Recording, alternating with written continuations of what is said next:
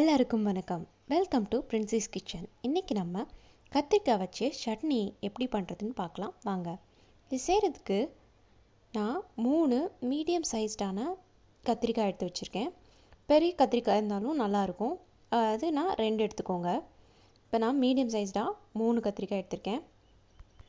இந்த கத்திரிக்காய் எல்லாம் இப்போ நம்ம வேக வைக்கணும். அதுக்கு தீயில் வாட்டி அதை சுட போகிறோம். இந்த மாதிரி ஸ்டவ்வுலேயே வச்சு நம்ம சுட்டு எடுத்துக்கலாம். இது சுடுறதுக்கு ஒரு 15லேருந்து 20 நிமிஷம் ஆகும். நல்லா தீயில வாட்டுங்க. நல்லா சுற்றி எல்லா பக்கமுமே சுட்டு நல்லா வாட்டி எடுங்க. அது அந்த சூட்லேயே வேகணும் அந்த கத்திரிக்காயெல்லாம். அப்போ தான் சுவையாக இருக்கும்.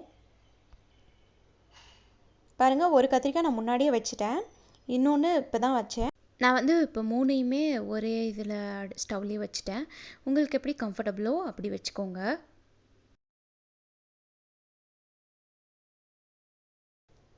பார்க்குறீங்கள்ல, இந்த கத்திரிக்காய் மாதிரியே நல்லா சுற்றணும் எல்லா சைடும். அப்போ தான் உள்ளே நல்லா வேகும்.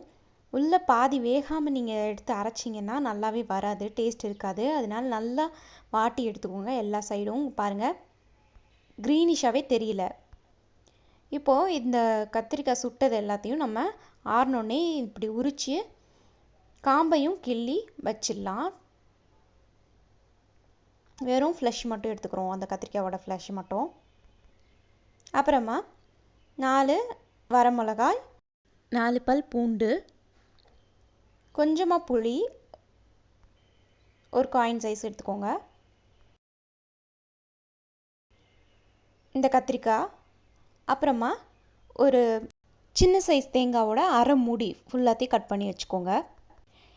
இப்போ நம்ம பார்த்த எல்லா இன்க்ரீடியன்ஸும் சேர்த்து நம்ம கிரைண்ட் பண்ணி எடுத்துக்க போகிறோம்.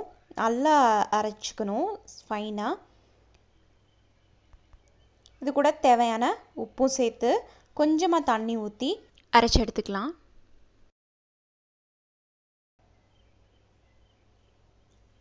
இப்போ பாருங்கள், அரைச்சாச்சு.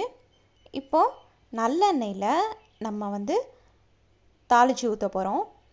கடுகும் கருவேப்பிலையும் போட்டு தாளித்து ஊற்றிடுங்க. சூப்பரான கத்திரிக்காய் சட்னி ரெடி. இது தோசை இட்லி கூட ரொம்ப நல்லாயிருக்கும். நீங்களும் செஞ்சு பாருங்கள், எப்படி இருக்குன்னு கமெண்ட்ஸில் சொல்லுங்கள். இந்த வீடியோ பிடிச்சிருந்தா சப்ஸ்கிரைப் பண்ணுங்கள். தேங்க்ஸ் ஃபார் வாட்சிங்.